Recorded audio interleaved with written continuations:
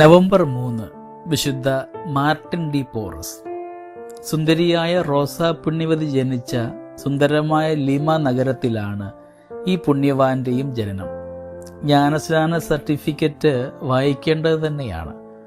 1579 November 9 ബുധനാഴ്ച ഞാൻ മാർട്ടിനെ ജ്ഞാനസ്നാനപ്പെടുത്തി.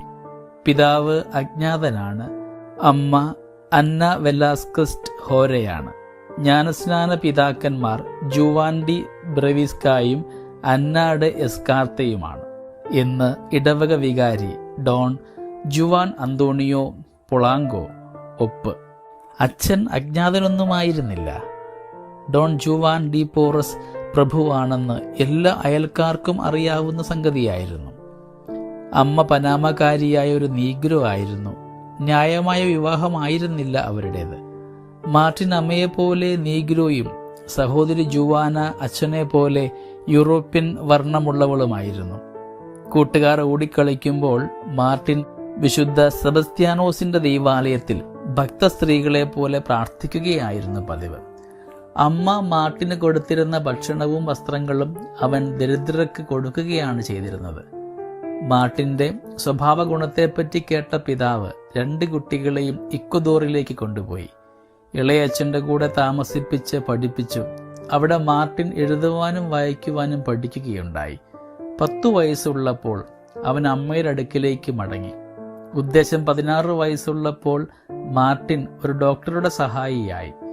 യജമാനനോട് ഒരു തിരി വാങ്ങി മാർട്ടിൻ രാത്രി ഏതെങ്കിലും സദ്ഗ്രന്ഥം വായിച്ചിരുന്നു. ആശുപത്രിയിൽ എല്ലാവർക്കും നല്ല സേവനം നൽകണമെന്നൊരാഗ്രഹം മാത്രമേ മാർട്ടിന് ഉണ്ടായിരുന്നുള്ളൂ. 15 വയസ്സുള്ളപ്പോൾ മാർട്ടിൻ ഡൊമിനിക്കൻ സഭയിൽ ഒരു അൽമായ സഹോദരനായി ചേർന്ന് അങ്ങേയറ്റം സ്നേഹത്തോടും ത്യാഗത്തോടും കൂടെ രോഗികളെ ശുശ്രൂഷിച്ചു വന്നു. മാർട്ടിന്റെ ഉപവിയും എളിമയും പ്രാർത്ഥനയിലുള്ള തീഷ്ണതയും കണ്ട് 9 വർഷം കഴിഞ്ഞപ്പോൾ അദ്ദേഹത്തെ സന്യാസ സഹോദരനായി വ്രതവാഗ്ദാനം ചെയ്യുവാൻ അനുവദിച്ചു. പല രാത്രികളിലും പ്രാർത്ഥനയിലും പ്രായച്ചിത്തത്തിലുമാണ് അദ്ദേഹം ചെലവഴിച്ചിരുന്നത്. പകൽ രോഗികളെ വർണ്ണഭേദം കൂടാതെ അദ്ദേഹം ശ്രദ്ധാപൂർവം ശുശ്രൂഷിച്ചുകൊണ്ടിരുന്നു. ആഫ്രിക്കയിൽ നിന്ന് വന്ന അടിമകൾക്കായി ഒരു അനാഥശാല അദ്ദേഹം സ്ഥാപിച്ചു. ആഴ്ചതോറും വളരെ വലിയ തുകകൾ സംഭാവന സ്വീകരിച്ച് ദാനധർമ്മം ചെയ്യുവാൻ അദ്ദേഹത്തിന് കഴിഞ്ഞിരുന്നു. പുതപ്പോ മെഴുകുതിരിയോ കുപ്പായമോ ഭക്ഷണമോ ആവശ്യമുള്ളവർക്കൊക്കെ അദ്ദേഹം കൊടുത്തിരുന്നു. ഉപവിയുടെ മാർട്ടിൻ എന്നാണ് ജനങ്ങൾ അദ്ദേഹത്തെ വിളിച്ചിരുന്നത്. ക്രമേണ ജനങ്ങൾ അദ്ദേഹത്തെ അത്ഭുത പ്രവർത്തകനും പരഹൃദയജ്ഞാനിയുമായ ഒരു വിശുദ്ധനായി പരിഗണിക്കുവാൻ തുടങ്ങി. വെറും സ്പർശനം കൊണ്ടോ കുരിശടയാളം വരച്ചോ അദ്ദേഹം അത്ഭുതങ്ങൾ പ്രവർത്തിച്ചിരുന്നു. പ്രാർത്ഥനാവേളയിൽ അദ്ദേഹത്തിന്റെ ശരീരം വായുവിൽ ഉയർന്നിരുന്നു അത്രേ. ഒരിക്കൽ അദ്ദേഹം ആശ്രമ ദൈവാലയത്തിന്റെ കുരിശുരൂപത്തിന്റെ മുൻപിൽ നിൽക്കുമ്പോൾ കർത്താവിന്റെ പാദം വരെ അദ്ദേഹത്തിന്റെ പാദം ഉയർന്നതായി അത് കണ്ട ആളുകൾ തന്നെ സാക്ഷ്യം വഹിക്കുന്നുണ്ട്. ഒരേ സമയം 2 ഇടങ്ങളിലുള്ള സാന്നിധ്യവും രേഖപ്പെടുത്തിയിട്ടുമുണ്ട്. മാർട്ടിൻ 60-ാമത്തെ വയസ്സിലാണ് മരിച്ചത്. ലീമ മുഴുവനും അദ്ദേഹത്തിന്റെ വിയോഗത്തിൽ വിലപിച്ചു. പെറുവിലെ വൈസ്രോയിയും 2 മെത്രാന്മാരും ഒരു പ്രഭുവുമാണ് ശവമഞ്ചം വഹിച്ചത്. 1962 വിശുദ്ധനായി പ്രഖ്യാപിക്കപ്പെട്ടു.